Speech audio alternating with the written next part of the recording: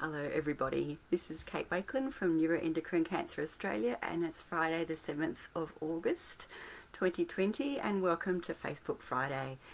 Just before I go any further, I'd just like to take this opportunity to acknowledge the traditional owners of the land that I am broadcasting to you from, which is the land of the Wurundjeri people, and would like to pay my respects to elders past, present and emerging.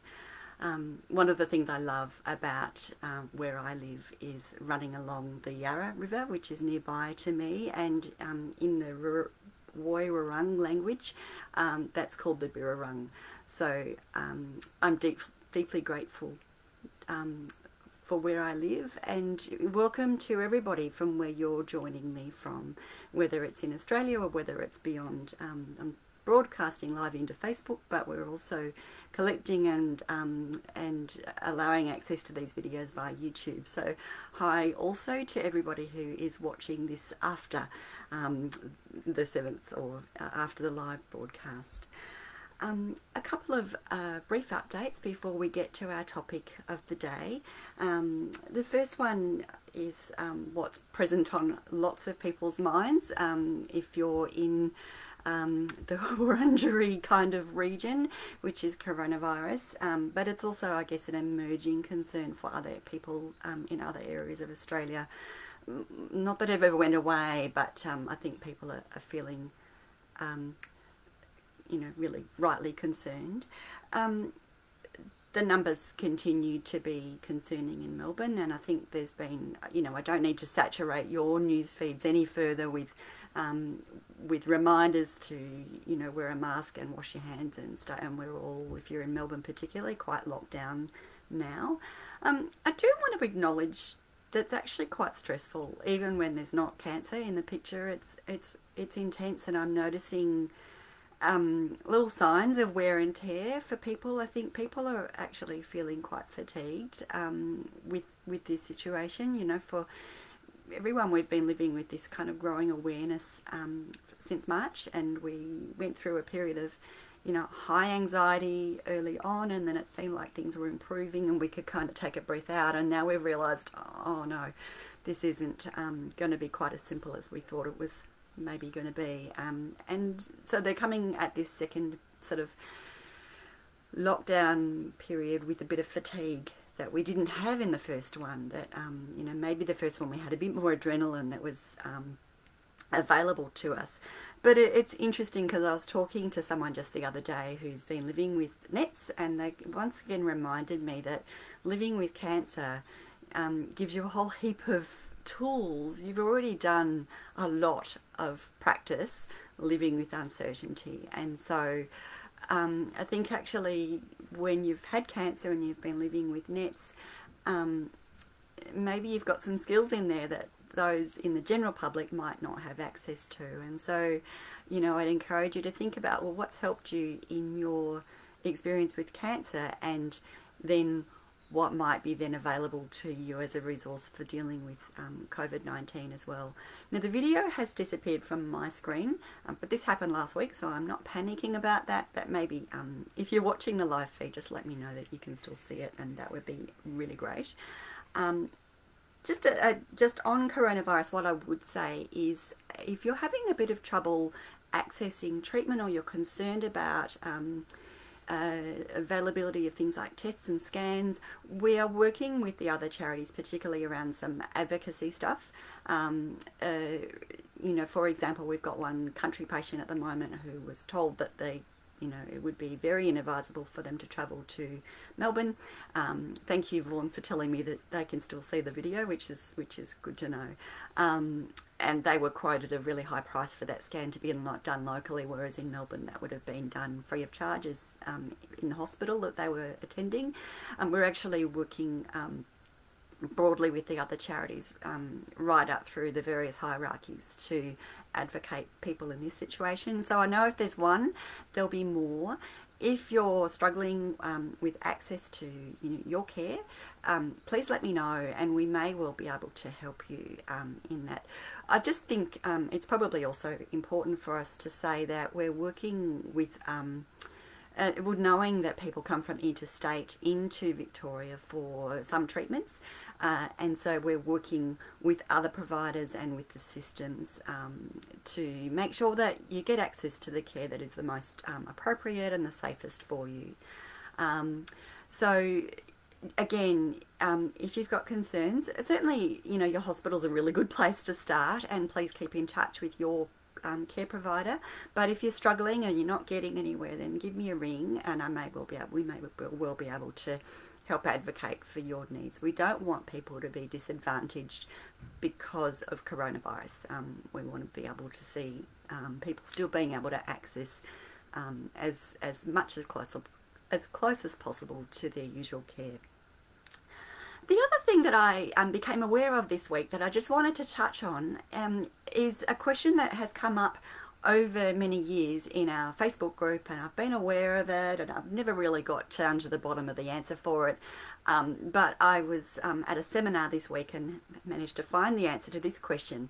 So the question was around celiac disease. So those of you who are familiar with celiac disease will know that this is an autoimmune condition that means that the person has an immune reaction to, or an immune reaction is triggered by gluten in the diet, and that means that the body's immune system actually attacks its own tissue in the inside lining of the gut.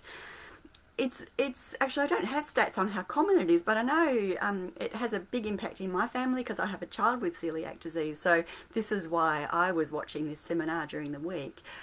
One of the things that I know about celiac disease is it does increase risk of cancer, and especially cancer in the small bowel.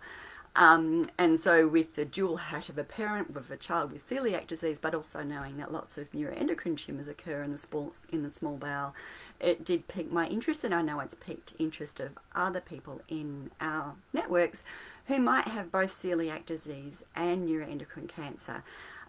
What we know is that lightning can strike twice, and it can be completely random. In this situation, it does seem to be completely unrelated. So when I put this question to the professor who was running this seminar, the answer was the bowel cancer, the small bowel cancer that seems to have a higher incidence for people with poorly controlled celiac disease is actually adenocarcinoma rather than neuroendocrine cancer in the small bowel. So I just thought that that might be interesting for people, and I guess alongside with that, we do have people every now and again coming in and saying, oh, I've taken all the gluten out of my diet because my stomach is so upset by, because of my neuroendocrine tumour.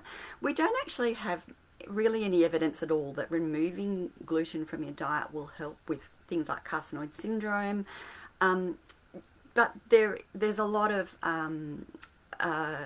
unknowns about this, and so what acts as a trigger food for some people will be fine for other people.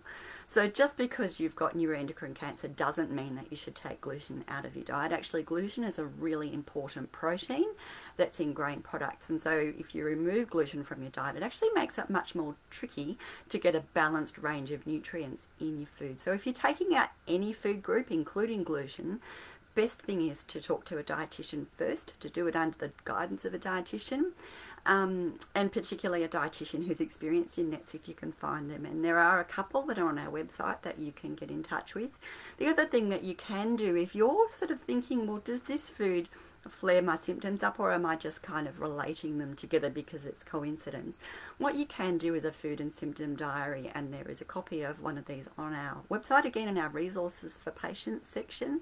And ideally to do this for a week or two, you write down everything that you eat and you drink, and you track your symptoms, and often that can be really helpful in working out, well, is it coffee, or is it alcohol, or is it maybe it's high-fat foods when you've had a somatostatin analog injection, in which case it's not so much tumour, but it may be side effects from treatment. So it just helps us get a lot more data about what's happening for you, and it's far less anecdotal. Really helpful for dietitians, also really helpful for doctors, really helpful for me if you're calling me about dietary issues. So I wanted to talk about our topic of the day, knowing that this is a topic that is difficult for many people, and so it's okay if you opt out. It's okay if you don't watch this one all the way through, or if you just turn it off thinking I might come back to this later. Not everybody is up for talking about this topic at any given moment in the day. And so I just wanted to acknowledge this up front. So we're going to be talking a bit about issues surrounding death and dying. As I said, it's confronting even for those who aren't living with cancer, but for those who are living with cancer, we know this is, it's a very sensitive topic. And especially, I think also just to note, if you've got children who might be able to hear this broadcast, if you want to watch it, maybe stick an earbud in, or maybe just stop it for now, and the video will be up in our Facebook group, and it'll also be up on our YouTube channel for watching later on at a more private, or in a moment where you're feeling like you've got the space to really think about it. So the first thing I would say is that I've been working in cancer and palliative care for more than 25 years, and sometimes people outside of my world say to me, oh my goodness, isn't that depressing? Isn't that really hard? And yes, it is really hard, and yes, it is very, very sad sometimes. But sometimes people ask me if that makes me afraid of dying. And I think it's really important to say out loud that actually, if anything, my experience in working with people who are approaching and get to the end of their life has made me much less afraid of dying than I would have been otherwise. And actually my family know that I talk about this really openly now. It's meant that I feel much more comfortable about the topic, and I think it's partly because I'm very familiar with it, but also I have seen so many people approach this time in their lives in a way where their symptoms are managed, where they've had good pain control, where they've had a chance to say the things that they need to say with their loved ones and those who are close to them. They've been able to resolve the issues that are there for them, and they've been able to do this with such a sense of dignity and peace that it's made me realise that this is actually far more the norm than we realise, and it's not probably what's portrayed in the media and in movies and things like that, where we see people where it's a deeply traumatic event in the person who's dying and also the life of the family. And yes, there's no taking away from the pain of grief of separation and the grief of impending separation, but I'm reassured that the actual process and the physical process is often, it sounds so strange to say, but it's actually often really positive and really constructive and really well managed. So I want to make sure that you know that as a way of reassuring you that it's not scary for me in thinking about my own death, having seen so many people die. Everybody is different with how they feel about this, and so for some people they're very pragmatic about it. For other people, they never want to talk about it, and because it's so individual, there'll be a million ways for you or your family members to be approaching this. And one of the tricky things is that in a given family, when someone's living with an illness that might shorten their life, each person will have a slightly different personal approach to it, and that can make it really tricky to navigate. And I'll talk a bit about some of the supports that are available to you and to your family if that's your situation. So I'm just going to go through some of the practicalities first, and then I'm going to talk a bit about some feeling stuff. The first thing is just pointing out the importance of having a will. Having a will takes some courage. Making a will takes some courage, because it actually means that you're thinking to yourself, well, at some point I'm going to depart this mortal coil, and I need to think about what's going to happen after I die. The thing about a will is that it makes it so much easier for the people around you who may be grieving. And for those people to be having to make decisions and navigate legal ins and outs and all the complexities when someone dies without a will, it's a brave thing, but it's a very loving thing to do for the people around you who love you, because it makes it much simpler from a practical point of view. And I guess for any of us, if we think about those who will be left behind after we die, the last thing we want is for that to be more complex than it needs to be. It's already going to be complex, so let's keep the legal stuff simple and organise a will. There's actually a legal and financial assistance program with the Cancer Council, so if you're having trouble with finances and paying for, you know, help with a will if things are complicated, and you know, what family is not complicated. I will put some information about that in the notes. And there's also a webinar that we did with that team earlier in the year. It feels like a lifetime ago, but I'll put a link to that in the notes as well. A conversation that came up in our Facebook group over the last few days, which was really interesting, was around the idea about organ donation and body donation. And so while I'm on this topic, I wanted to address those things. The first thing to say is that everybody should be on the organ donation registry. I've certainly indicated and talked with my family, my friends, about the fact that I want to donate my organs when I die. Having said that, not everybody is able to donate, and so, you know, some of the factors around that are that, you know, sometimes the person might not get to the hospital in time for those organs to still be in really tip-top condition to donate them.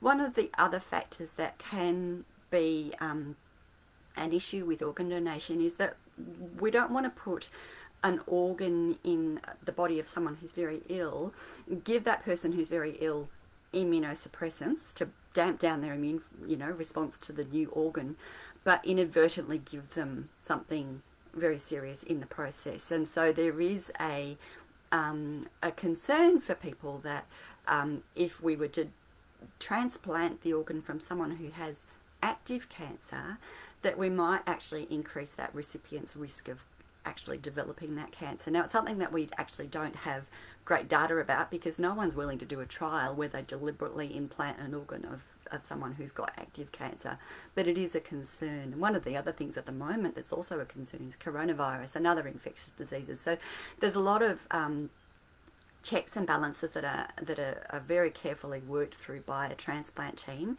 if they are talking you know, if you're in the situation or someone in your family is in the situation where organ donation might be possible.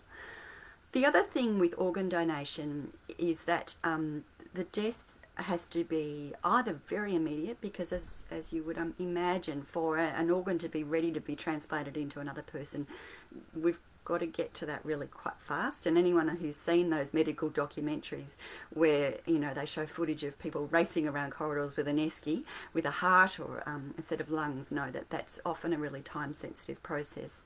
And so often it's things like car accidents or a situation where someone's in hospital on life support in an intensive care unit and they're declared technically brain dead, or they've had a relatively recent ceasing in their circulation, which means that those organs might be suitable for donating. Now, the thing, the little exception to that is corneal transplants, where there can be a bit more of a delay. And my understanding is that sometimes that can actually be considered for people with cancer. So it's worthwhile, you know, putting it on your you know, having the form filled out and talking with your family and your friends about your desire to donate your organs if, you know, that comes up. But it's important for people to know that cancer might actually be one of the conditions that mean that they're not actually able to successfully use all of your organs that they might have otherwise been able to use.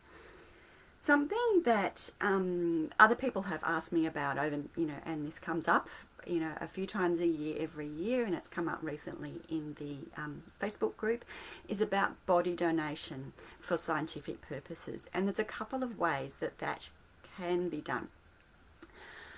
If you're just doing it through it can be done through a university, and that's a publicly available thing that people can volunteer. And it's actually, I mean, it's a really such a generous offer, isn't it, to imagine that, well, instead of being cremated or buried in a cemetery, or, you know, have my ashes scattered immediately, I would like other people to benefit from, you know, gaining knowledge from dissecting and being able to look at my body after I die. A lot of the, so university programs, a lot of the major universities have a program such as this. I noticed for the Melbourne University website, when I looked this up this morning, they actually have suspended this for the time being because of coronavirus, but certainly in other areas, the universities, major universities, have a program. The way it works is that, so once the person has died, and they will go to a funeral director, and the body is usually transported from the funeral director to the university from there. those bodies are used very frequently for students. So anyone who's known a medical student will have heard stories of them doing dissections, and so it might be that they're dissecting a whole body, or often it's actually that they're dissecting a part of a body. One of the things that people sort of, when they're talking about a desire to donate their body to science, is that people might learn about their cancer because of looking for their body. One of the things that's probably important for me to say is that, and in talking to researchers about it, that this is that often it's early students, so they're actually looking for normal structures. They're looking to work out, you know, where the aorta is, or where the phrenic nerve is, or where the which bit of the bowel is the duodenum. And so if someone has a tumour that, you know, in the body of the person that they're dissecting, they may well notice that that person has a tumour, and it'll be interesting, but they won't be looking at that tumour and going into, oh, okay, well, let's work out what sort of tumour that was, and let's look at that person's medical history and what treatment they had and that sort of thing. So it's not looking in detail at the cancer process. It's noticing that, oh, that's interesting, that's what cancer can look like. Let's move on to where the duodenum is. So for people who have cancer who are wanting to educate, you know, upcoming practitioners about their cancer, it may not achieve the aim that you're wanting to achieve. Now, very occasionally there are research projects that do utilise whole bodies of people who have died from that disease. Now, they're very rare. So I know that there was a research project at Peter Mac that I investigated about 12 months ago, and that was no longer taking people. One of the practicalities of this is that, you know, bodies take up a lot of room. So for a university to have a research project that's around a specific cancer, they usually will only be collecting a very small number of bodies, because they need to store the actual bodies. And it sounds macabre to imagine, but there is practical aspects of this as well. One of the ways that scientists can learn about your cancer that doesn't involve body donation is tissue banking. And a lot of people who have a neuroendocrine tumour will have actually consented as part of the consent process for an operation or for a biopsy, is for some of that tissue to be stored for later use. And actually it's really useful for things like, you know, if we discover a new immunotherapy that's particularly useful for a gene or a receptor or a marker, we can go back and look at your tissue even years after that operation was done. But sometimes that can also, we can give consent for that to be used for general scientific knowledge as well as for your own treatment. So that's not body donation, but it's actually tissue that is retained by the hospitals and by scientific institutions that you may well have consented to as part of that operation or the consent process for a biopsy. So we don't always need a whole body in order to learn a great deal about neuroendocrine tumours. Indeed, much of the wisdom is in the tiny, tiny, tiny microscopic DNA of tiny sections of tumour. So I just wanted to clear some of that up. With body donation, if you were a person who just you're going, well, I don't really care how they use my body, I've benefited so much from, you know, medical science, I want to make a contribution. Requires written consent, so either from the person before they've died or from written consent from family members. If they've had a conversation with that person, they know that that person wanted to donate their body but hadn't got to the point of actually writing, you know, their consent for it. The family members can do it. If a person has given written consent and the family does not want to proceed, then usually the family's desires will be upheld. So that, I guess, points out the importance of talking with your family in any of these situations, talking with your family about what you want. As I said earlier, it takes a fair bit of courage. It's not an easy conversation to have, but it's actually a conversation that all of us should be having, regardless of whether we've got a cancer diagnosis or not. So the other thing I just wanted to talk about from a practical level about, you know, approaching and thinking about death and dying is, and it's probably just a piece of wisdom that I've gained over the years, that if you'd asked me, well, what would I wish everybody know, that is, palliative care is so important. And I talk to so many people who have really struggled with that transition to palliative care, and then said to me afterwards, gosh, I wish I had got onto these people earlier because they have really helped me. Sometimes it's, you know, people move in and out of palliative care, so palliative care is not necessarily a one-way, one-destination street.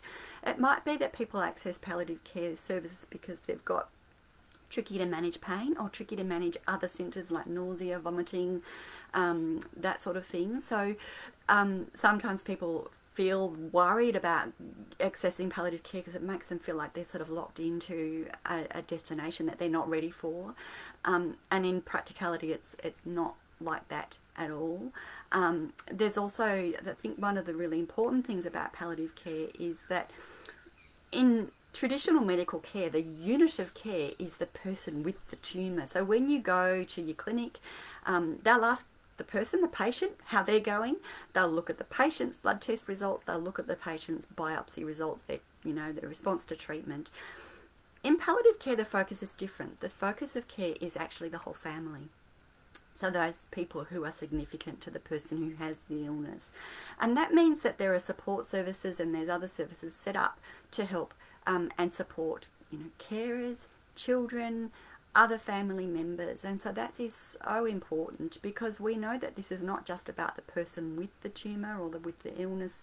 This is actually about the whole network and the ripple effect of approaching this very challenging time in a person's life.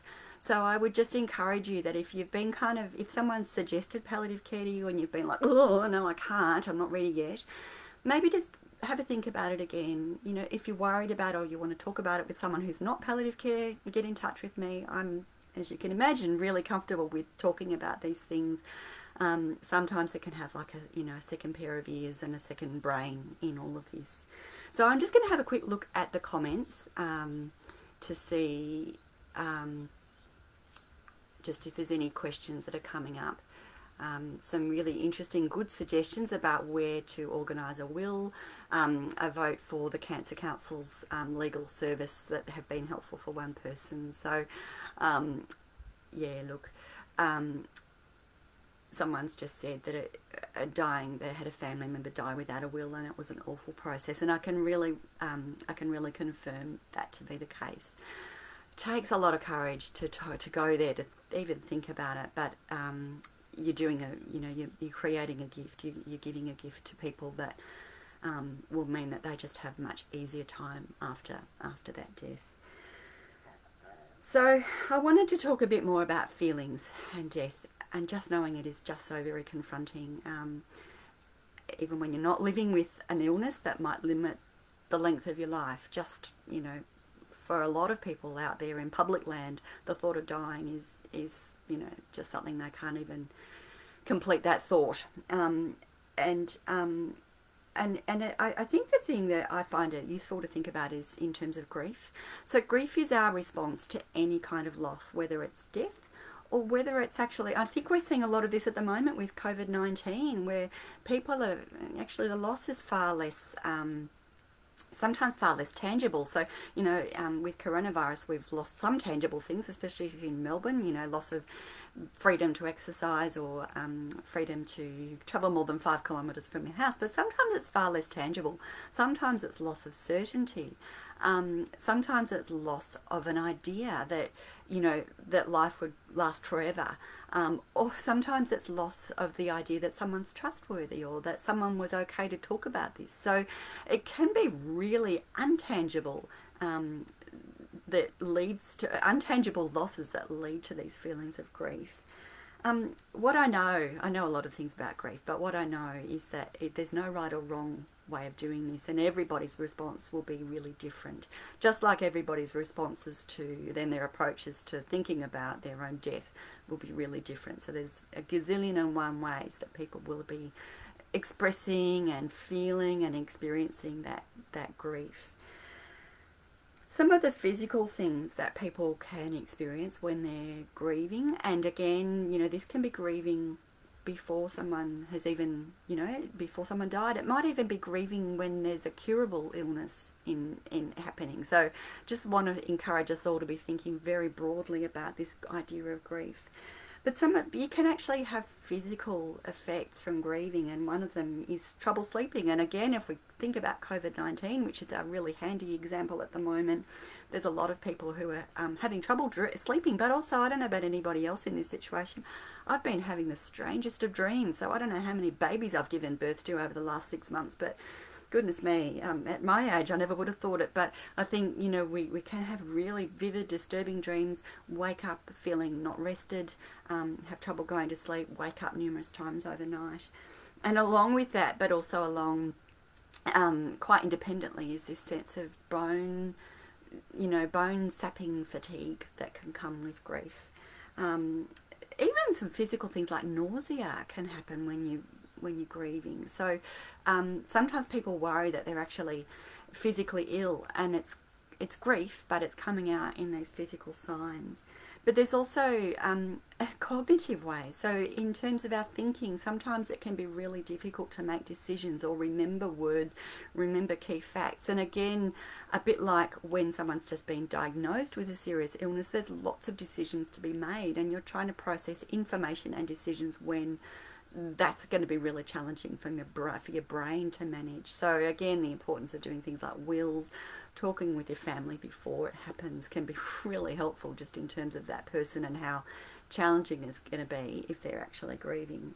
But some of the common emotional responses, you know, certainly we think about crying and sadness as being an emotional response that is really common, but sometimes it's anger, and sometimes you can feel angry at something that's actually really misplaced. So you might be furious with the person at the petrol station, or the person who's behaving like a dill on the roads. So anger can come out in all sorts of ways. Sometimes it can be about denial. So, you know, for someone with a serious illness who is grieving that loss of certainty around their life, it might be sort of imagining that they're actually going to be okay, that it's all going to be okay, and that can be really tricky and hard, and it's actually an expression of their deep grief that's causing them to kind of escape to a bit of a land where it's just not, it's happening to someone else, it's not happening at all. Sometimes it can lead to things like bargaining. So, well, if I take all my medications and I eat all of the vitamins and I have all of the juice and never have chocolate and never smoke again, I'll be all right. You know, and often these, I just wanted to highlight, I might come back to this, but I just wanted to highlight this in kids, because we see this in kids as well. Kids experience grief just as much as adults. We know less about it, but they are just as effective. And so there's some specific things around kids. I'll put some notes in some details of some resources in the notes, because this is an area that a lot of people, you know, most people have a family, and there's often kids in the mix as well. But, you know, if I'm really, really good, Dad'll get better. The converse of that is that if Dad doesn't get better, maybe I did something wrong. So a sense of guilt. And that can be in kids, but it can also be in adults. Is that, well, maybe if I had done blah, blah, blah, blah, blah, this wouldn't have all happened. Maybe if I'd picked it up earlier, maybe if I'd encouraged my partner to go to the doctor, maybe if I'd insisted them go back to the doctor when the doctor wasn't listening, or whatever. Fear is enormous, and I'm going to come back to this, because I want to talk a bit about what happens in a community like our neuroendocrine cancer unicorn community when someone in our midst, their disease gets worse or they die, because I think that is tremendously confronting. And I want to, I guess, just talk about some ways that when we navigate that happen, that are okay, and some things that we can possibly learn and remember about that. One of the other things that does happen is this acknowledgement. So we know that people do come to a point of acceptance, and working out from there, okay, well, this has happened, how am I going to move, how am I going to get on with this, how am I going to go from now, what's my plan? But it's also very normal to have moments where you're thinking, okay, this is where we're at, I'm okay, and then 5 minutes later you're back in the shitstorm of anger and denial and sadness and fear. So it's not necessarily a progression through a set number of very neat stages. You can weave all in and out, and it can happen in a very short amount of time, and sometimes it's sort of simultaneous. So sometimes there's a bit of you that's accepting and there's a bit of you that's still kind of denying it, and that's actually okay too. It's, sometimes these things are very protective, and so if that's your coping strategy and that's what you're doing to cope with it, if it's not causing too many problems for those around you or for yourself, then maybe that's okay for a time to be sitting in some denial or whatever. So some of the things that we know help. Having your routine. So trying to go through the motions of, eating regularly. No one's going to function that well if they're also really hungry and their body needs no physical nourishment as well as being in all of this emotional pain. Getting some fresh air, getting some exercise. If you're in Melbourne, that's a little bit limited, but trying to go through your routine, remembering, okay, well, I have a cup of tea after I have my breakfast. Sometimes it's as simple as that.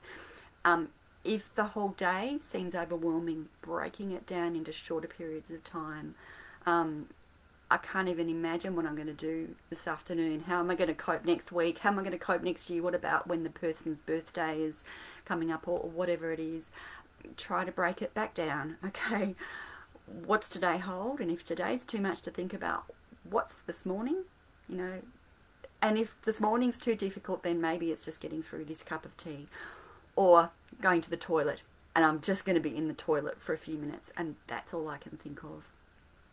That can help just contain those feelings of overwhelm.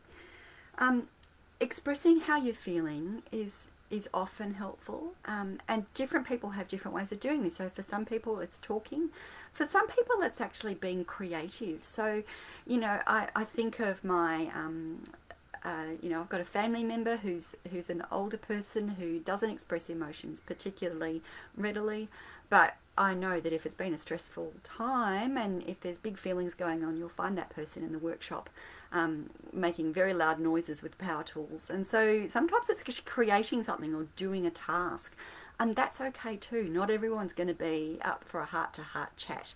Not everyone's going to cry, so we need to let go of some of our assumptions about what grief looks like and allow the person to find their own ways of expressing and working through that. Finding support from others who are also going through this can be really powerful, and I guess that's where peer support can come in.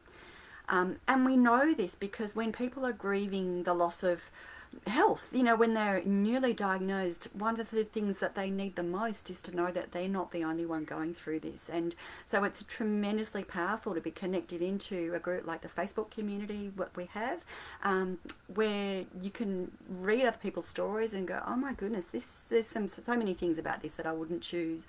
But at least I'm not doing this on my own anymore. And I can see people who are further down the track and who have done a bit more of that processing, but I also get the opportunity to contribute and help people who are new to the scene, who are working through this stuff fresh. The difficulty with this is that it can be so confronting when they get a worsening in their situation, and we see that too. And it can remind us all about our own mortality, especially if we're living with the same condition.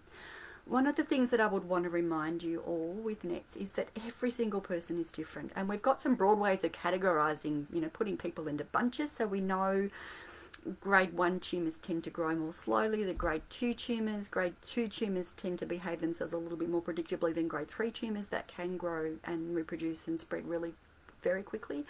But within all of those categories, we have people who break all of the rules, and so we've got people with high-grade neuroendocrine carcinomas that we expected to not do well at all who have done extraordinarily well. We have people who we felt relatively confident that they were going to stay well for a long time with a lower grade tumour, and it's devastating when we hear that they've actually had bad news, the tumour's growing. These people, have the end of their life caused by neuroendocrine tumours as well, and so it can be tremendously confronting, and it's so important to remember that the road that someone else has travelled is not the road that you're travelling.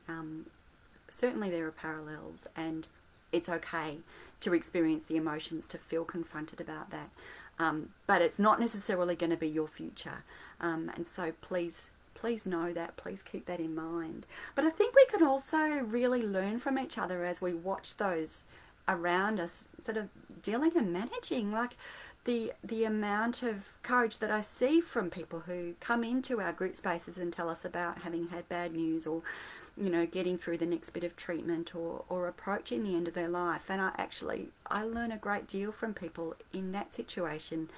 And I think it's possible to take some strength from that and go, well, it's actually possible to do this with dignity. It's possible to do this with a sense of not having every moment in panic. So there's some strength to be gained. There's some important things to be gained, but it's very individual. And what I would say to everybody who's part of a neuroendocrine community where these things do come up and these things are happening in our midst, and I know in our Facebook private support group we've had a really sad couple of weeks, and actually one of my ways of expressing how I'm feeling and how I'm managing with grieving people who I've got to know and love dearly as part of this community is that I light a candle. And so I wanted to actually have this candle burning today in our Facebook live broadcast, because I'm thinking of some specific people over these last 4 weeks who have left our community. And I think I've just got tangled in my own words, and I got stuck on telling you about my candle, and I was talking to you about how to navigate that. I think the thing I wanted to say was that it's okay to take a mental break from that sometimes. So sometimes that might mean if you're seeing a conversation in social media that you're just not up for today, it's okay to unfollow a group. It's actually okay on if it's on Facebook, there's a little there's 3 dots at the top of everybody's posts where you can actually click on that and hide that comment, hide that conversation, so it doesn't come up in your feed all of the time. But a lot of people I know actually unfollow groups as well, so that it's not there on their phone if they're sitting in a doctor's waiting room and passing 10 minutes while they're waiting for someone, and they wanted to check into social media. It might mean that they can look at Celeste Barber or whatever it is, and not necessarily have confronting stuff about their cancer in their visual field without any warning or notice. But then they make a time each day or each week to hop in and check, catch up with the news when they've got the emotional space to do that. So it's good. There's going to be lots of different ways of doing it. But there's some of the things that can help. And the other thing I just would encourage you all to do is support each other through this time. And I think, our neuroendocrine tumour community, whether it's within the Neuroendocrine Cancer Australia groups, or I know there's lots of other groups out there where people support each other, and in our face-to-face groups that are meeting via Zoom at the moment, I'm seeing a lot of this as well. This beautiful support and sharing and expressing together, which is so very powerful and can be so very healing. But it's okay to take a break and to come back when you're ready, but that's okay. We'll be here and waiting for you and ready when you come back. Always feel free to contact me, so via the NETNurse line, and I'll put the details of that in the notes, and or via email. And email's great because that way I can know a little bit ahead of time of what the inquiry is going to be about, and it gives me a chance to block out. If I know that someone's got some deep emotional stuff to talk about, I'll block out some time in my diary so that I know that we're going to have a bit of time to actually get into it and talk about it. The other resource that we've got in Australia is the 13 11 20 line through Cancer Council. So those of you who know me know I don't work every day, and so that if you get my answering service and you really want to talk to someone, and it's a Monday to Friday, 13 11 20 has experienced cancer nurses and cancer health professionals who have all of the skills to talk through some of this emotional stuff. They won't necessarily know all of the ins and outs of neuroendocrine tumours and PRRT and somatostatin analogues and all that sort of stuff, but they can have that very human conversation with you about what it's like when someone has had bad news, or someone's reaching the end of their life, or indeed approaching the end of your own life. Sometimes it can be really helpful to talk to someone outside of your own situation, someone who's not going to remember that you said that horrible thing the next day, because sometimes there's a lot of anger and resentment and stuff that comes out in these conversations. So seek support outside of your bubble if you need to. And I'm just thinking about anything else that I'm just having a look at my notes, and I'm going to have a little look at the comments, and I'm seeing a lot of range of people, some people who are expressing in our comments that actually they're still terrified. And that's okay. You know, none of us have done this before. None of us have died and then kind of come back and said, oh, it's okay, it's nice on the other side. I mean, people have near-death experiences, and so sometimes people listening to people who have had near-death experiences can be comforting.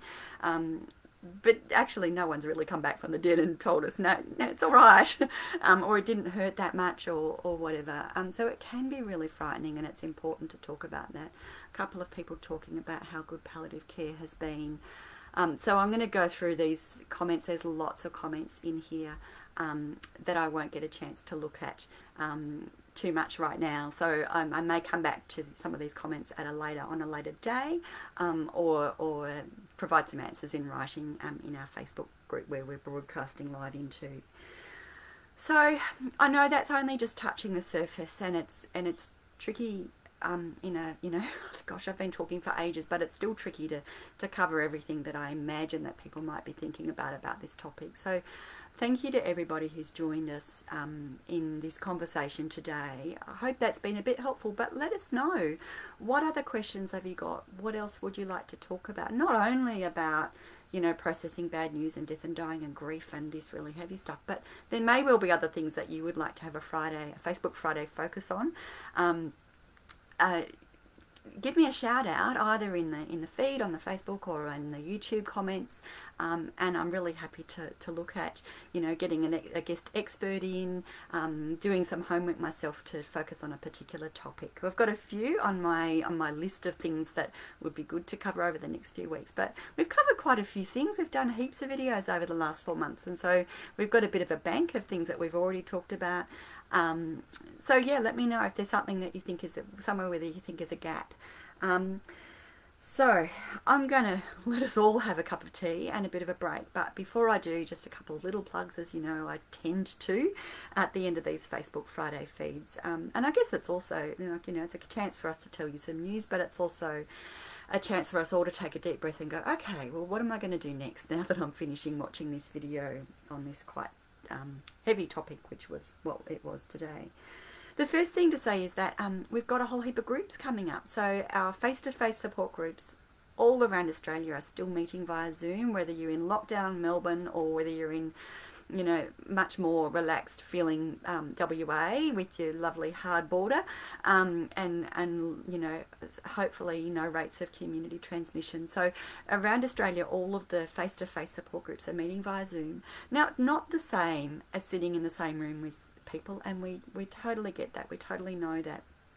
Having said that, there can still be some really rich conversations that happen. So if you haven't tried it, if you've been hanging off waiting till coronavirus goes away, can I just say to you, coronavirus looks like it's kind of been a bit of a companion for some time, and so there's going to be Zoom group meetings for the foreseeable future for many of our states. So it's worthwhile giving it a go. If you haven't used Zoom, or you've tried once and it didn't work so well, maybe give it another go. If you need a one-on-one, there's heaps of people in this Facebook group who are Zoom experts. Probably the most overwhelming response I get from people when they're using Zoom for the first time is surprise that, oh, that wasn't quite as hard as I thought it was going to be. So it's worth having a look. All of our support group meetings are listed under the Neuroendocrine Cancer Australia Facebook page as events, and if you are interested in linking in with a group that you haven't linked in with previously, then get in touch with me. So that's at NETNurse at neuroendocrine.org.au. I nearly said Unicorn Foundation. So it's NETNurse at neuroendocrine.org.au, and I'll be able to kind of link you in and give you the details to log into that particular group meeting that you're interested in.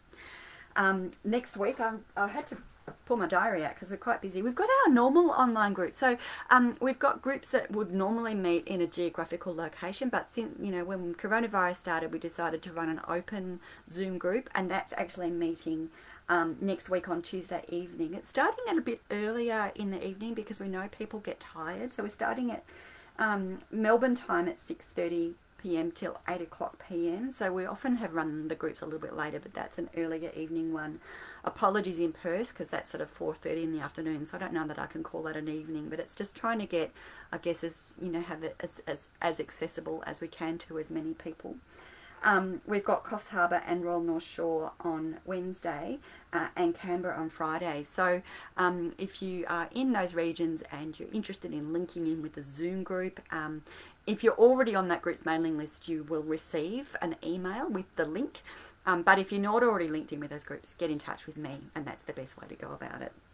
The other thing that I wanted to say is that one of our candles, so for those of you who read our e-newsletter, will have seen that one of our consumer advisory group members recently died. So Carol Doyle, who was an incredibly valued and much loved member of our consumer advisory group. So that's one of the people who I'm burning this candle for today. So she died recently, and we paid tribute to Carol's incredible work and what a beautiful person she was in our e-newsletter last week.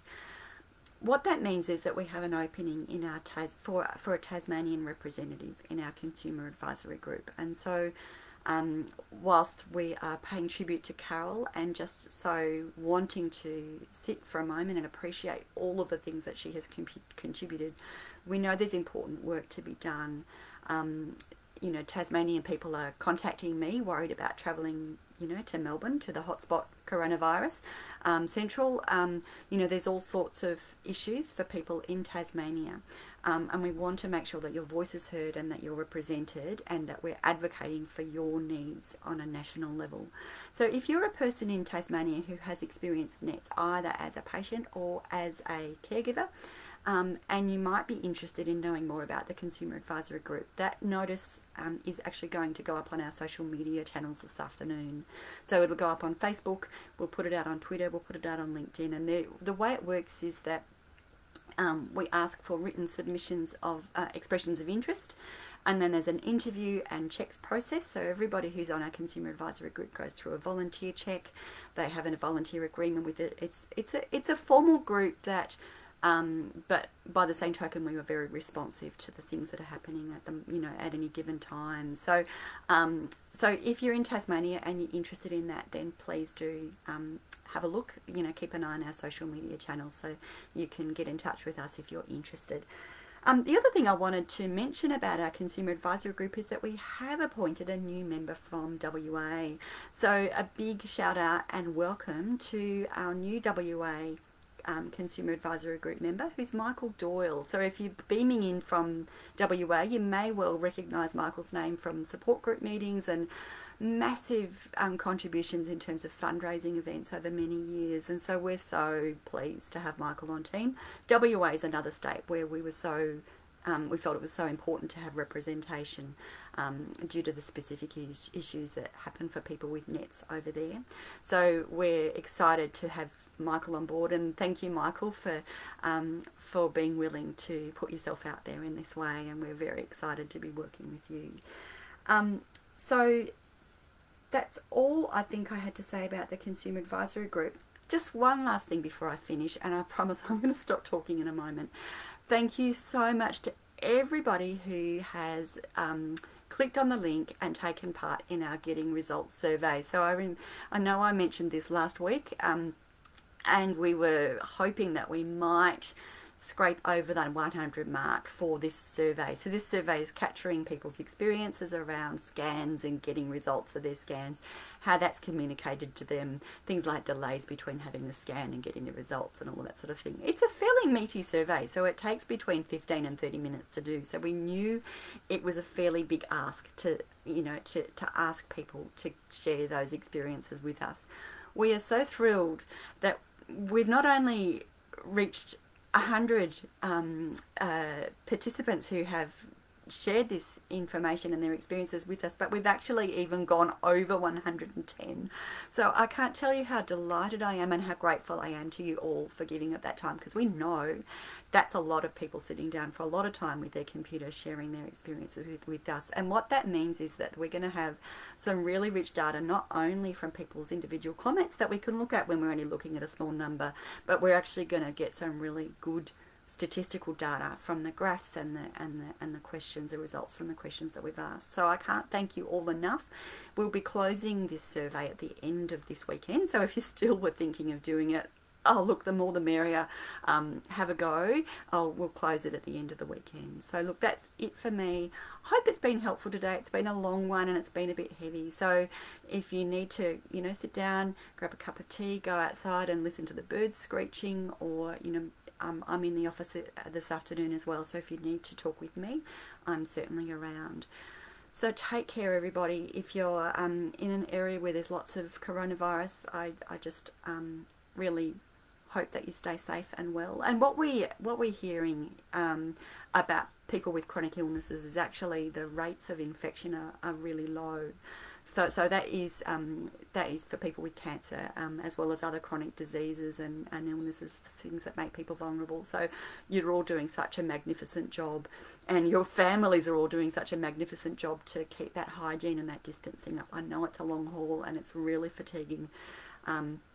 So I just, you know, my thoughts are with you all. Stay safe and stay well, and I will look forward to seeing you next week. All right, take care.